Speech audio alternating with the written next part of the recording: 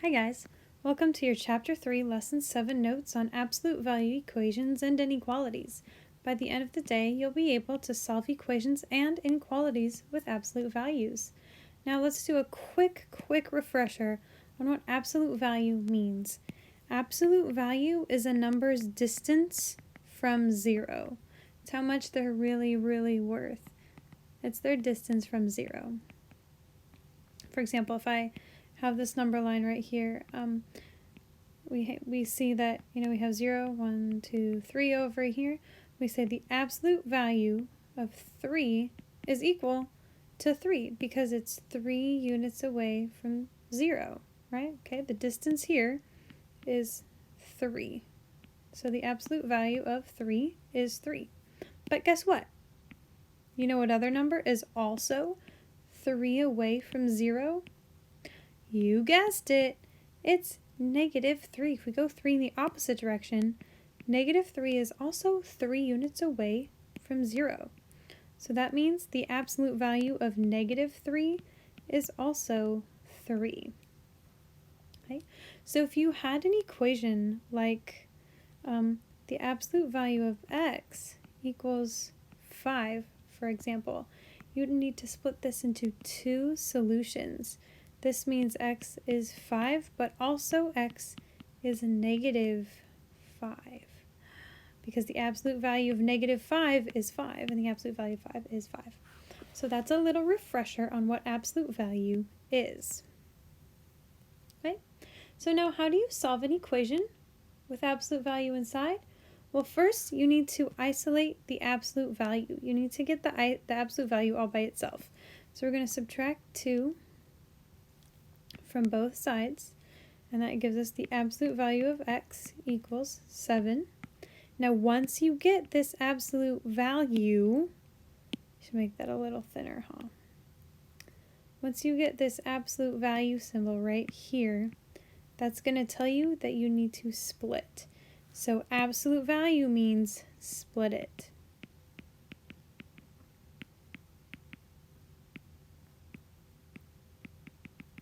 You need to split it into a negative and into a positive. So here there are two numbers whose absolute value is 7. To go the negative way and to go the positive way, we say that x equals -7 and x equals 7. And they are both solutions. So you would need to write your answer like this. You can also do like x equals -7, 7. That's also fine. It's a little bit shorter. But notice that this equation has two solutions. So that's fun. Okay. So here's your official rule, your key idea of the day. To solve an equation of the form the absolute value of, A equals B, where you've got your little absolute value guys right here, and where A represents some sort of expression and B is greater than 0. Ooh, let's talk about that a little bit later. Then you need to solve where A equals positive B and A equals -B. We did that up here already, so you don't need an example. Okay. But notice, B is always greater than 0 because absolute value represents a distance, and distance is never negative. So distance is always positive. If you ever get a solution that has like, the absolute value of x plus 4 equals, -5, then you call that no solution because there's no number whose absolute value is negative because absolute value is always positive. So, bleh, no. This would have no solution. Okay, that's great. But when are we going to use this in real life? Well, let's say that you've got a friend who's going skateboarding. Yeah, skateboarding. She's skating towards you and you need to take a picture of her, and your focal lens is measured for 40 feet from you. So you want to find out, hey, when is she going to be 40 feet from you? Now she's skating by, so she can be 40 feet away in this direction, or she can be 40 feet away. This is not to scale at all, but she can be 40 feet away here. Now notice she's starting 100 feet away from you. So I'm going to just move this down a little bit so I can draw up here. Okay, so she starts out 100 feet away. And you want to find out, when is she within this span? You know, when is she at 100 minus 40? And when is she at 100 plus 40 away? Right? So starting from 100 feet away, your friend skates towards you and then passes by you. She skates at a constant speed of 120 feet per second. This tells us that we're going to, I'm sorry, not 120, of just 20. Oof, okay, that's more reasonable. So we've got 20 times however many seconds, however much time. That's the distance she'll cover. Her distance d from you in feet after, oh, I gave it to you. Good job, me. After t seconds is the absolute value of 100 minus 20t, and that's her distance. So at what times is she 40 feet away from you? Well, we want that distance to be 40. So we say 40 equals the absolute value of 100 minus 20t. Hey, we already have isolated our absolute value symbols. So now we split it. So let's split this into a positive guy and to a negative guy. So we go negative 40 and positive 40, both equal to whatever is in our in our absolute value symbols. And now we have two equations, and we'll solve them both. So we got our absolute values by itself, and then we split that into a positive solution and a negative solution. Okay, so first we're going to subtract 100 from both sides. We get negative 140 equals negative 20t, and we divide both sides by negative 20, giving us 7 equals t as one part, but that's not all. That's not all. There's like a children's rhyme in there or something that I can't remember. Hey, we're gonna do the same steps. Negative 60 equals negative 20t. Dividing by negative 20 on both sides gives us 3 equals t. So we're looking for two solutions because it's absolute value. We're looking for times. At what times is she 40 feet away from you? Well, she's 40 feet away from me after 3 seconds and after 7 seconds. Ta-da! So that's fun. Okay, now what if it gets a little bit more complicated?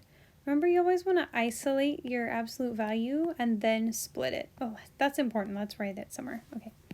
First, isolate absolute value. And then after you isolate the absolute value, then split into positive and negative. There you go. There's some key ideas of the day. Okay. So what are the solutions of, there you go, 3 times the absolute value of 2z plus 9, and that whole thing, plus 20 equals 10? Well, first we need to simplify to get the absolute value alone. So treat this absolute value as if it's like grouping symbols, which it is kind of grouping symbols, or a variable.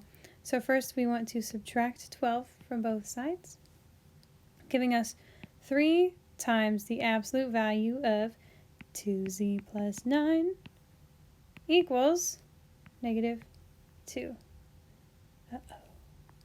And then, again, we're trying to get our absolute value symbols alone. So we divide both sides by 3. And then we get, the absolute value of 2z plus 9 equals negative 2/3. And then we stop. Why do we stop? Because absolute value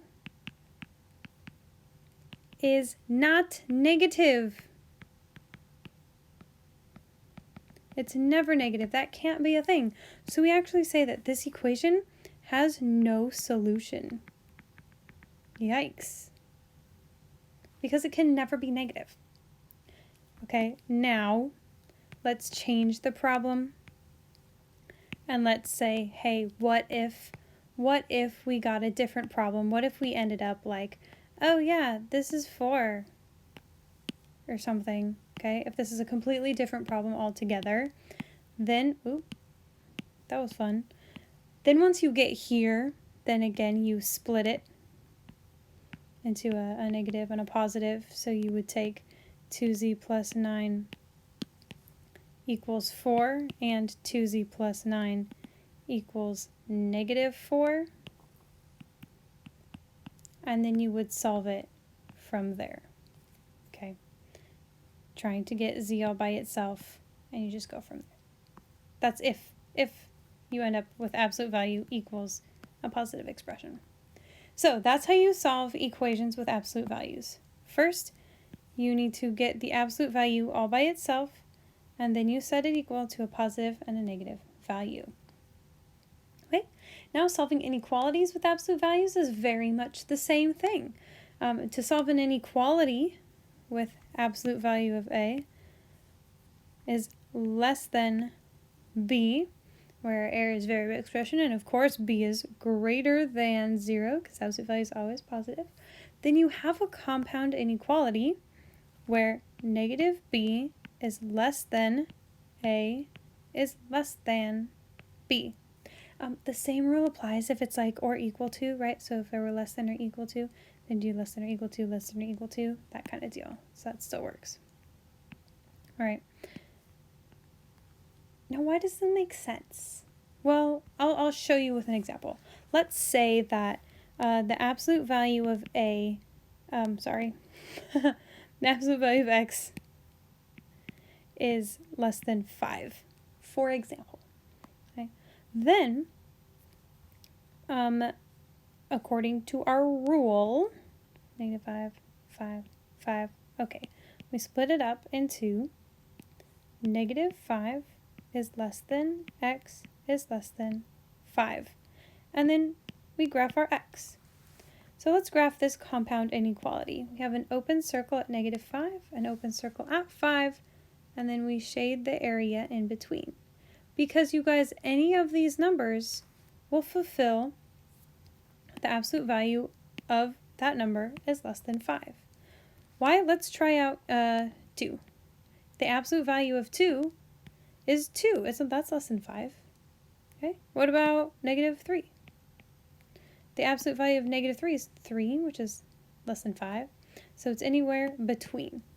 So when you see an absolute value is less than, that's going to be between. You got to read between the lines with an absolute value that's less than. However, if you have, so that's going to be an and. However, if you have an inequality of the form the absolute value of something is greater than b, again, where a is some sort of variable and then you have b greater than 0, then you need to solve the compound inequality either a is less than negative b, or, that's a or a is greater than b. Why does that work?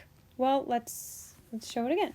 If we have the absolute value of, absolute value of x, this time is greater than 5, then we split it up into either x is less than negative 5, or x is greater than 5.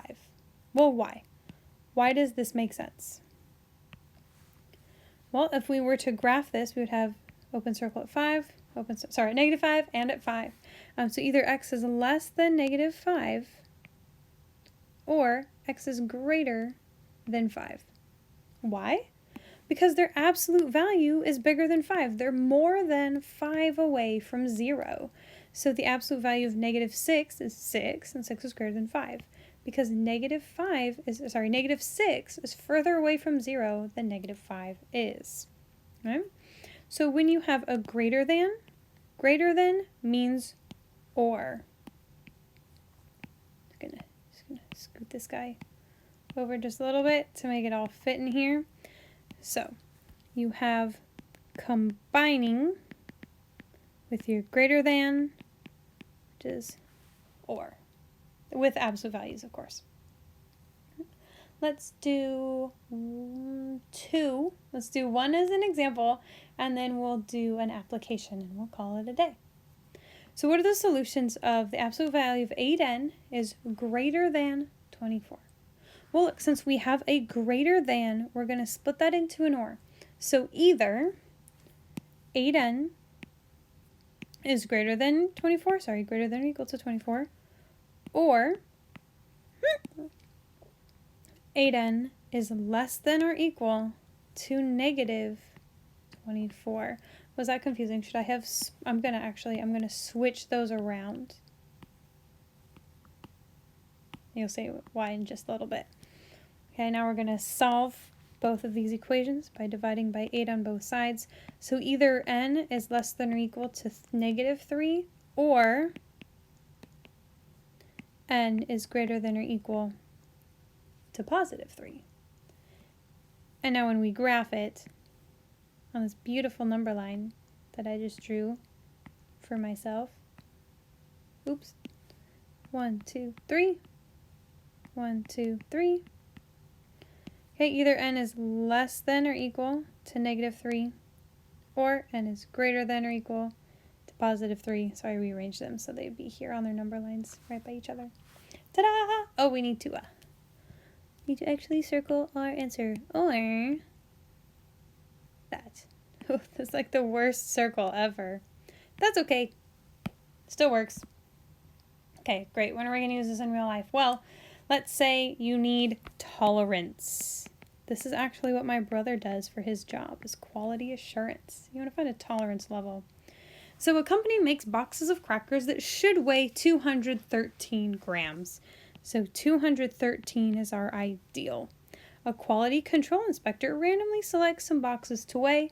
Any weight that varies from the weight by more than 5 grams is sent back. What is the range of allowable weights for a box of crackers?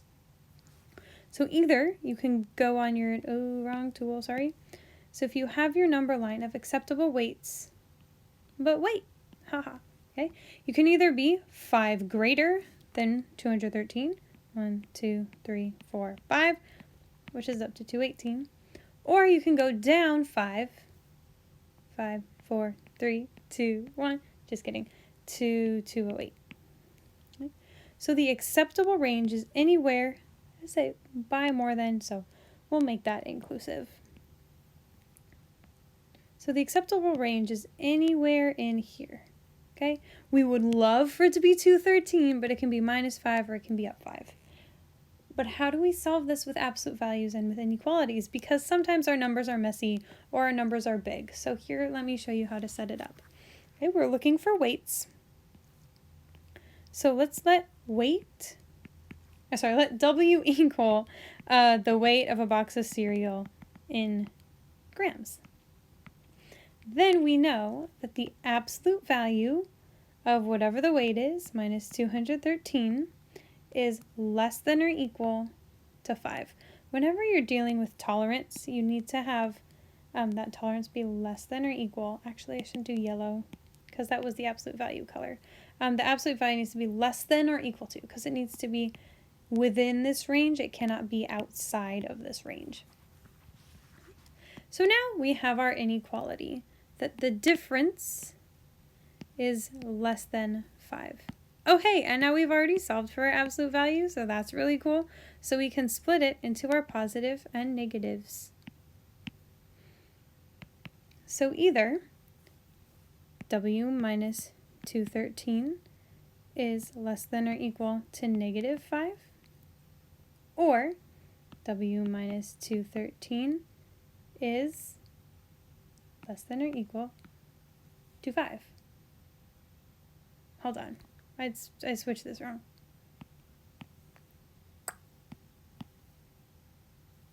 Ta-da! This is an and. This is an and problem. It's a less than problem. Haha, my bad. Okay. So, w minus 13 to 13. I've been saying 13 this whole time, haven't I? Ooh, my bad, you guys. Okay, so this is a less than problem, which means we need an and guy. So, it's between -5 and 5. Hey, let's solve it by adding 213 to each part of our inequality. So -5 plus 213 is 208. Yes. Is less than or equal to W is less than or equal to 5 plus 213 is 218. I feel like we've seen these numbers somewhere before.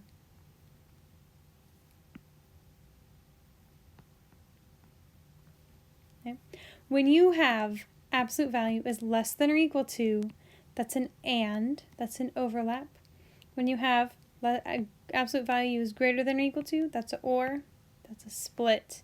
We have another key idea summary right in here. Know it, love it, memorize it for forever. And yes, remember absolute values have two sides to them. This is for solving equations, and this is for solving inequalities. Have a fantastic time on your homework.